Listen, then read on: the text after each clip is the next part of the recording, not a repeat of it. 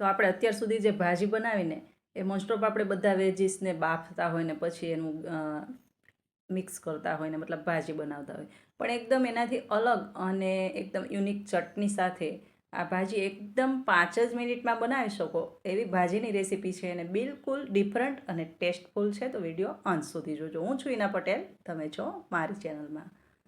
તો અહીંયા આપણે ભાજી બનાવવા માટે પહેલાં તો આપણે ઓઇલ મૂકી દઈશું અને ત્યાર પછી લસણ અને મરચી એની આ પેસ્ટ છે 1 ચમચી એડ કરી દઈશું અને એને થોડું સતળાય ત્યાર પછી આપણે બીજા ઇન્ગ્રેડિયન્ટ્સ એડ કરી દઈશું. તો એકદમ ફટાફટ બનતી આ ભાજી છે. હવે અહીંયા 3 નંગ નાના ઓનિયનને મેં આ રીતે મિક્સચરની અંદર ગ્રેવી કરેલા છે તો એડ કરી દઈશું, કારણ કે ગ્રેવી કરેલું એકદમ સરસ તરત જ સતળાઈ જશે, બિલકુલ વાર નહીં લાગે ને માત્ર 10 મિનિટમાં ભાજી બનીને તૈયાર થઈ જશે. હવે આ રીતે આપણું જે આ ઓનિયન છે એ પણ સતળાઈ જાય ત્યાર પછી આપણે આ રીતે લીલા જે ઓનિયન આવે છે, લીલો પાર્ટ આવે છે ઓનિયનનો, એ એડ કર્યો છે, એડ કરી દઈશું. અને ત્યાર પછી ટામેટાં, એની પણ આપણે ગ્રેવી કરેલી છે તો 3 નંગ મીડિયમ સાઇઝના ટામેટાની ગ્રેવી પણ આની અંદર આપણે એડ કરી દઈશું, પણ મતલબ આ થોડું સતળાઈ જાય ત્યાર પછી આપણે ટામેટાં એડ કરીશું. તો આ રીતે આ સતળાઈ ગયું છે અને ત્યાર પછી આપણે ટામેટાં એ પણ એકદમ મીડિયમ સાઇઝના 3 નંગ લીધેલા છે અને એને પણ આપણે ગ્રેવી જ કરેલી છે. હવે આની અંદર એડ કરી દઈશું અને આને એકદમ સરસ આપણે પકવવાનું છે. એકદમ સરસ પાકી જાય ત્યાર પછી આપણે બીજા ઇન્ગ્રેડિયન્ટ્સ એડ કરી દઈશું. તો અહીંયા થોડું નમક એડ કરી દઈશું જેથી કરીને એકદમ સરસ ટમેટાં છે એ ગળી જાય. હવે આ થોડી એવી હળદર, ધાણા જીરું, લાલ મરચું પાવડર અને થોડો ગરમ મસાલો, બસ આટલા જ ઇન્ગ્રેડિયન્ટ્સ આની અંદર એડ થયા છે. અને હવે સરસ એવી આની આપણે ગ્રેવી બનાવવાની છે. એકદમ ફટાફટ બનતી ભાજી છે અને જો આ ક્વોન્ટિટીમાં બનાવશો તો માત્ર 2 જણ માટે આ ભાજી તૈયાર થાય છે. એટલે કે 2 જણ માટે બનાવતા હોય તો આરામથી આ ભાજી એક ડીશ ભરીને તૈયાર થશે. હવે જે આપણે ગ્રેવી બનાવી છે ને એમાંથી થોડું એવું ઓઇલ સેપરેટ થઈ જાય, એટલે કે આપણે જે પહેલાં ઓઇલ એડ કરેલું એ બધું છૂટું પડી જાય ત્યાં સુધી આ ગ્રેવીને પકવવાની છે. અને ત્યાર પછી આપણે આમાં એડ કરી દઈશું પનીર. તો ઘરનું બનાવેલું તાજું પનીર છે અને આમાં ખમણીને આપણે એડ કરી દઈશું. તો આ રીતે આપણે પનીરને ખમણી લઈશું અને એકદમ સરસ ટેસ્ટમાં એકદમ યુનિક, મતલબ ડિફરન્ટ જે આપણે ભાજી ખાઈએ છીએ એનાથી એકદમ ડિફરન્ટ એવી આ ભાજી બને છે. તો એકવાર ચોક્કસથી ટ્રાય કરજો. જો ટ્રાય કરશો તો ખબર પડશે કે ના, આપણે અત્યાર સુધી જે ભાજી ખાઈએ છીએ એનાથી એકદમ ડિફરન્ટ અને ખૂબ જ ટેસ્ટફુલ એવી આ ભાજી બને છે અને એકદમ ફટાફટ બનતી રેસીપી છે. તો હવે આ રીતે આ પનીર નાખ્યા બાદ આપણે એને થોડું એવું ચલાવી દઈશું ને ત્યાર પછી થોડી લિક્વિડી કરવા માટે આમાં થોડું પાણી પણ આપણે એડ કરી દઈશું. અને આ ગ્રેવીની અંદર જ્યારે તમે પનીર નાખશો ને ત્યાર પછી આ પનીરના હિસાબે આ જે આપણી ભાજી છે એનો કલર થોડો એકદમ વ્હાઇટ જેવો, યલો જેવો દેખાશે.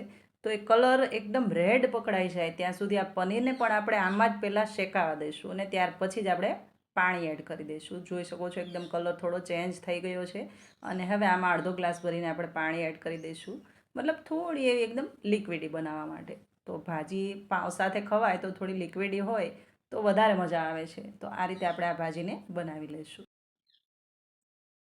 તો છે ને એકદમ સરસ, એકદમ મસ્ત આપણે ભાજી બનીને તૈયાર છે. અને ફ્રેન્ડ્સ, આ જે રેસીપી છે એ બાય ફ્રેશ ફ્રેશ છે, કારણ કે આ ભાજી બહાર તો કશે મળતી નથી. આ રીતે અમે બનાવીને ખાઈએ ને તો પહેલી ભાજી કરતાં પણ એકદમ સરસ ટેસ્ટમાં એકદમ એવરેસ્ટ લાગે છે આ ભાજી. અને એકદમ ઘરના જ મસાલાથી આપણે બનાવી છે. હવે આ ભાજી થોડી એવી લઈ લઈશું એ જ પેનમાં અને પાવને આ રીતે કટ લગાવી અને શેકી લઈશું. તો પાવને શેકવા માટે આ ભાજી થોડી એવી આપણે એ જ પેનમાં ગરમ કરી લઈશું ને ત્યાર પછી પાવને કટ લગાવી અને આ રીતે અલટ પલટ શેકી લઈશું. એટલે પાવ પણ થોડા નરમ પણ છે અને શેકાઈ જશે તો એકદમ ઇવનલી શેકાયેલા મસ્ત લાગે છે. અને ત્યાર પછી એ જ રીતે આપણે બધા પાવ શેકી લઈશું. અને તમને જો આ ભાજીની રેસીપી ગમતી હોય તો શેર કરી દેજો વધુમાં વધુ, અને ચેનલ પર નવા આવ્યા હોય તો સબસ્ક્રાઈબ પણ કરી લેજો. એકદમ યુનિક રેસીપી છે, કારણ કે આ મારા પોતાના ઘરમાં બને છે, હું પોતે બનાવું છું. એટલે બાય ફ્રેશ ફ્રેશ છે, પણ એકવાર ટ્રાય જરૂરથી કરજો, કારણ કે ફટાફટ બનતી આ રેસીપી છે. ના કંઈ શાકભાજી બાફવાની ઝંઝટ, એકદમ ઇવનલી પહેલી ભાજી ખાશો એ ટેસ્ટ મળશે, પણ આ થોડી ડિફરન્ટ છે. હવે આ રીતે આપણે પાવને શેકી લઈશું અને ત્યાર પછી એકદમ યુનિક આપણે આની સાથે ખાવા માટે અમે લોકો મોસ્ટ ઓફ એ ચટણી બનાવીએ છીએ. તો ભાજીની સાથે પણ એ ચટણી ખાઈ શકો અને પુલાવની સાથે ખાઈ શકો, એ રીતે આપણે આ ચટણી બનાવીશું. તો આ ચટણીની અંદર પીસાવાનો વિડીયો મેં એડ કર્યો નથી કારણ કે સ્કીપ થઈ ગયો છે. તો આમાં છે સિંગદાણા અને લસણ અને મરચી, આદું, બસ એ આપણે જે ચટણી બનાવીએ એ જ રીતે પીસી લેવાનું છે, થોડું દરદરું. તેલ મૂકી દેવાનું અને તેલ મૂક્યા બાદ આ રીતે આપણે આ ચટણીને એકદમ સરસ સાતળી લેવાની છે કે આપણું બધું તેલ છે એ સેપરેટ ના થઈ જાય ત્યાં સુધી. જો તમારે ચટણીની ફૂલ રેસીપી જોયું હોય તો ફરીથી હું એક વિડીયો શેર કરીશ. તમે જો કોમેન્ટ કરી દેશો કે આ ચટણીની રેસીપી આપો તો ચોક્કસથી એક વિડીયો હું શેર કરી દઈશ. હવે અહીંયા ધાણા જીરું અને હળદર એડ કરી છે, અને જ્યારે પીસ્યું ત્યારે એમાં થોડું નમક પણ એડ કર્યું હતું. તો માત્ર મરચી છે મીડિયમ મોડી તીખી, 2 મરચી, આદુનો 1 ઇંચ ટુકડો અને 8 થી 10 ગાર્લિકની કળી છે, અને થોડા એવા મતલબ સિંગ દાણા છે, 8 થી 10 એવી સિંગ.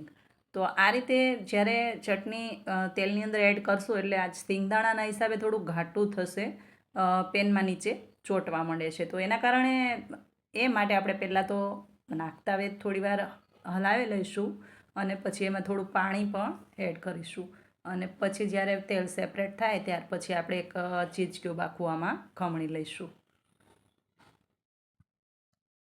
અને અહીંયા જેટલું તો ભાજી બનતા વાર લાગે છે ને એટલી જ આ ચટણી બનતા પણ વાર લાગે છે. મતલબ ચટણી એકદમ સરસ પકાવશો ને, ચીઝ એડ કર્યા પછી આને ખૂબ જ પકાવવાની છે. ચટણીમાંથી એકદમ તેલ બધું સેપરેટ થઈ જાય, ચીઝ એમને દેખાવા માંડે ઉપર, ત્યારે આપણે આ ચટણીને ઉતારવાની છે. તો આ રીતે આપણે ભાજી, ચટણી અને પાવ રેડી છે. સર્વ કરી લઈએ. અને આ જે ચટણી છે એ પુલાવ સાથે પણ ખાઈ શકો, પાવ સાથે પણ ખાઈ શકો, અને રોટલી હોય કે ભાખરી હોય કે રોટલા હોય એની સાથે પણ ચાલે છે. એવી એકદમ સરસ ટેસ્ટફુલ એવી ચટણી બને છે. હવે તમને જો આ રેસીપી ગમી હોય તો વધુમાં વધુ શેર કરજો, અને ચેનલ પર જોતા હોય તો સબસ્ક્રાઈબ કરી લેજો. ફેસબુક પેજ પર જોતા હોય તો ફોલો કરી દેજો. ફરી પાછા આપણે મળીશું એક નવી રેસીપી સાથે. ત્યાં સુધી આવજો. Thank you for watching.